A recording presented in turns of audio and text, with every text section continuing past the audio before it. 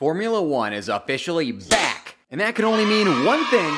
I, J-Bone, am also back to predict and preview this weekend's 2024 Dutch Grand Prix. J-Bone! First things first, let's get you caught up on some of the biggest F1 news stories that broke during the latter part of the summer break. First, the Red Bull brain drain continues as sporting director Jonathan Wheatley, most famous for being the voice of Red Bull Racing during the race we don't talk about, has announced that he'll be leaving Red Bull at the end of this season to become the first team principal of the new Audi F1 team. I'd say Red Bull's top 4 head honchos during their recent run of dominance have been team principal Christian Horner, advisor Helmut Marko, sporting director Jonathan Wheatley, and chief technical officer Adrian Newey. So, the fact that the team is losing 2 of them after this season in Newey and now Wheatley surely is going to cause a massive management hole that Red Bull will need to competently fill ASAP or risk starting the new 2026 regulations era off on the wrong foot. Next, Alpine F1 team have a new team leader again. It was announced during the F1 summer break that Oliver Oakes would be Alpine's new team principal, who at just 36 years old becomes one of F1's youngest ever team bosses. Oakes comes to Alpine from Junior Series team Hitech, which he founded in 2015, and his job will be a tough one, as he not only will be overseeing Renault's transition to a non-works team, but he'll also have to work hand in hand with Mr. Crashgate himself, Flavio Briatore, every day while doing so. The revolving door of team bosses at Alpine has to be one of the funniest sports management stories in recent F1 history. They have just truly had an absolutely shambolic management structure over there ever since they were first formed 4 years ago. From the time it was announced in 2020 that Renault F1 team would be transitioning to Alpine F1 team in 2021, the list of people who could be considered their team boss at one point or another has included Cyril Abiteboul, Laurent Rossi, Davide Brivio, Marcin Bukowski, Almar Safnauer, Bruno Famin, Luca De Meo, and now Oliver Oakes. That's too many French chefs in the French kitchen, if you ask me. Hopefully, Oliver Oakes will be able to come in and bring a sense of stability and consistency to a team that desperately needs it. Now, before I get into my guaranteed to happen predictions, first, here's what you need to know about the Formula One Dutch Grand Prix ahead of this weekend's race. The Formula One Dutch Grand Prix takes place this weekend at Circuit Zandvoort in Zandvoort, North Holland, Netherlands, Benelux, Europe, Earth, Solar System, Milky Way universe. The race weekend starts this Friday, August 23rd, which will consist of free practices 1 and 2. Saturday, August 24th, will consist of free practice 3 and qualifying, and Sunday, August 25th, will consist of the Grand Prix. Interestingly, the Dutch Grand Prix at Zandvoort is low-key one of Formula One's most historic races, despite the fact that it was not held from 1986 through 2020. Not only was the Dutch Grand Prix one of the first 10 unique Formula One Grand Prix races ever held when it was first run back in 1952 at Zandvoort, but all 33 editions of the Formula One Dutch Grand Prix have taken place at the same circuit, Circuit Zandvoort, which is very uncommon. The only Grand Prix that's been on the Formula One calendar longer without ever changing circuits is Monaco. Speaking of Circuit Zandvoort, Zand is Dutch for sand, which will make a lot of sense once you lay eyes on the circuit and its surrounding area. Zandvoort is a beach vacation destination town in the Netherlands, and the circuit is located near the beach amongst a bunch of sand dunes around and through which Circuit Zandvoort weaves. The circuit takes physical inspiration from the hilliness of said sand dunes, both intentionally and unintentionally, by way of featuring the most banked corners on the entire F1 calendar with 2 turns 3 and 14. Circuit Zandvoort's Turn 3 Hugenholtz corner is currently the most steeply banked corner in Formula One with 19 degrees of banking. However, it's looking like that distinction will not just be going away here soon when the Spanish Grand Prix is eventually hosted at the underdevelopment Madrid circuit, but will be demolished. The Madrid circuit is trying to include a 30-degree banked corner in its final design, which, if it happens, would make it not just the steepest banked corner in Formula One, but the second steepest banked corner in the history of Formula One, with the only more steeply banked corner being Avus's North Curve that was literally nicknamed the Wall of Death. I guess they had to do something to make us care about them adding another street circuit to the calendar.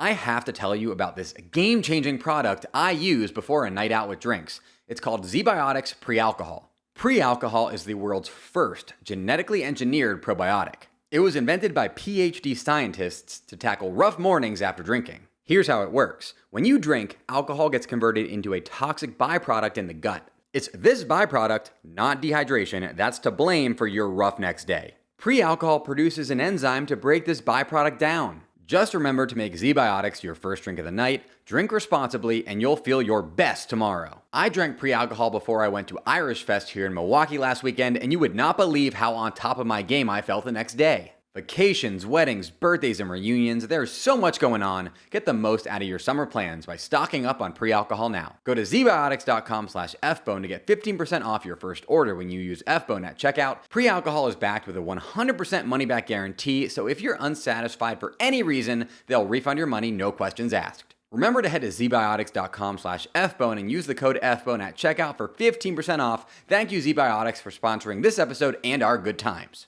Now, here are my 3 bona fide race predictions for the 2024 F1 Dutch Grand Prix that are guaranteed to come true where my name isn't J-Bone. Disclaimer, results not actually guaranteed. I'm currently sitting at 22 for 43 for the season thus far with my predictions, which is still above 50% for now.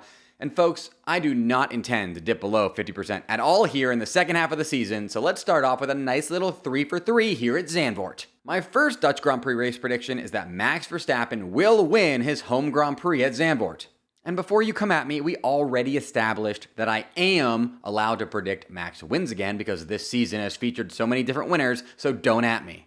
Max Verstappen is far and away the greatest Dutch racing product since 1903, when Dutch manufacturer Spyker built the first ever 4-wheel drive 6-cylinder engine racing car. Max may only be half Dutch as his mother is Belgian, but Max bleeds orange even more so than the orange-colored carrot, which interestingly was also invented by the Dutch. Who knew? The Dutch also invented Bluetooth, but to my knowledge, Max's teeth are not blue, so I cannot make any sort of comparison there. The Dutch Grand Prix was added back to the F1 calendar in 2021. Max Verstappen won that race, becoming the first Dutch driver to ever win their home Grand Prix. And not only that, but he then went on and won the next 2 editions in a row to make it so that Max is literally undefeated at his home Grand Prix in his F1 career. Despite the fact that Max Verstappen is on what he would call a cold streak, considering he has not won any of the last 4 races and only has 1 podium across those 4, you'd be an absolute fool to bet against a Max Verstappen Dutch Grand Prix home race win in front of the Orange Army to keep his Zandvoort undefeated streak alive. Also, remember that Max took pole at Zandvoort by an absolutely mind-boggling half second last year, so yeah. My second Dutch Grand Prix race prediction is that Fernando Alonso will finish in the points for just the 4th time in the last 9 races. Fernando Alonso is an absolute animal at Zandvoort, finishing last year's wet race there on the podium at P2 with the fastest lap and driver of the day honors to boot. Alonso's mastery especially shines through at the turn 3 Hugenholtz corner, as its banking allows for unexpected overtakes by those drivers skillful enough to commit to an alternative line there like Alonso. Alonso hasn't finished below P6 at Zandvoort since it was added back to the F1 calendar in 2021, and I do not expect his run of points finishes there to end this season, despite the 2024 Aston Martin car looking far worse relative to the field than the 2023 car. My third Dutch Grand Prix race prediction is that a Williams car will finish in the points for just the 3rd time in the last 17 races. It's a bold prediction, I know, but I'm a bold J-Bone. Last season's Dutch Grand Prix featured one of the most ridiculous sights of the entire 2023 F1 season, a provisional Williams 1-2 in Q3 during qualifying. And while we won't be talking about how Logan Sargent's qualifying session or race ended because it'll make me too sad, we will be talking about how Alex Albon went on to qualify an insane P4 before going on to finish a respectable P8 during the Grand Prix. Williams are obviously much worse relative to the field this year than last year, but after seeing that Williams magic at Zandvoort last season, I'm going to follow my heart here with this third prediction and predict some Dutch Williams points for the vibes. And going off all that, here's my prediction for the top 5 finishers in the Dutch Grand Prix with zero reasoning nor explanation. P5, Oscar Piastri. P4, Lewis Hamilton. P3, Lando Norris. P2, George Russell. And P1, Max Verstappen. Next up, here are some additional storylines to follow for this weekend's 2024 Dutch Grand Prix. First, are Red Bull Racing about to not be leading the World Constructors' Championship for the first time since 2022? McLaren currently trail Red Bull by 42 points in the World Constructors' Championship, with Red Bull having 408 points and McLaren having 366 points. That may sound like a large gap, But with 44 points up for grabs at non-sprint race weekends for teams if their drivers finish 1-2 and one of them has the fastest lap, McLaren could literally be leading the World Constructors' Championship as early as by the end of this week. In doing so, they'd be dethroning Red Bull, who took the World Constructors' Championship lead from Ferrari after the 2022 Spanish Grand Prix, and impressively have not given it up since. They almost gave it up to Ferrari earlier this season in Canada, but then Ferrari'd in Canada and double DNF'd. Honestly, with the solid form McLaren is in right now and the poor form Checo Perez is in right now, all it might take for this to happen is a Max Verstappen DNF, which is entirely possible given all of Zandvoort's twists and turns. Regardless though, if Checo does not get back to his old Checo self here soon, or McLaren keep on keeping on like they have been for much of this season, folks, it's only a matter of time before McLaren top the World Constructors' Championship standings for the first time in a very long time. Like, a very long time. I don't even know how long ago that was. Next, which Formula One team do you think is the all-around best right now? We're heading into the second half of the 2024 Formula One season with more parity among the top teams than Formula One has seen in years. Get a load of this crazy fact that demonstrates this. Through the last 7 races, the top-scoring drivers at Red Bull, Mercedes, and McLaren, those being Max Verstappen, Lewis Hamilton, and Lando Norris, are separated by just 1 point each or just 2 points total. That is literally mind-blowing. I truly have no clue which F1 team is the all-around best right now. Red Bull still lead the Drivers' and Constructors' Championships and have who I believe to be F1's best driver in Max Verstappen, but they have been trending downwards as a team and look unlikely to make a full recovery anytime soon due to Checo's poor form. Mercedes have been undeniably the hottest team through the last 4 Grand Prix, but they have shown they're capable of making catastrophic mistakes while also looking well behind McLaren and Red Bull at some circuits. McLaren have what I believe to be the fastest car in F1, but bad strategy has made it so that they have far less wins and points than they should. Ferrari have been this season's most consistent team from top to bottom, but they have not yet shown that they have a car that can compete for race wins on merit alone. So which Formula One team do you think is the all-around best right now? Let me, J-Bone, know in the comments. Go comment right now. I think it's McLaren, but I want to know what you have to say. Let me tell you about my sponsor, Shopify. Shopify is the best all-in-one commerce platform capable of handling your business's complexity no matter how big you grow. Step up to Shopify and harness the best converting checkout and the same intuitive features, trusted apps, and powerful analytics used by the world's leading brands like Ruggable and Allbirds. Why spend time trying to build an online store with someone besides Shopify when Shopify stores convert the best? You shouldn't be. Duh. One thing I love about Shopify is that it integrates with YouTube, which just goes to show that they are very forward-thinking when it comes to selling products in the modern age. You've got to stop leaving sales on the table, switch your business to Shopify, and discover why millions, yes millions, trust Shopify as their all-in-one commerce platform to build, grow, and run their business. Sign up today for your $1 per month trial period at shopify.com/fbone, all lowercase. That's 1 month for just $1 at shopify.com/fbone, shopify.com/fbone, FBONE, all lowercase.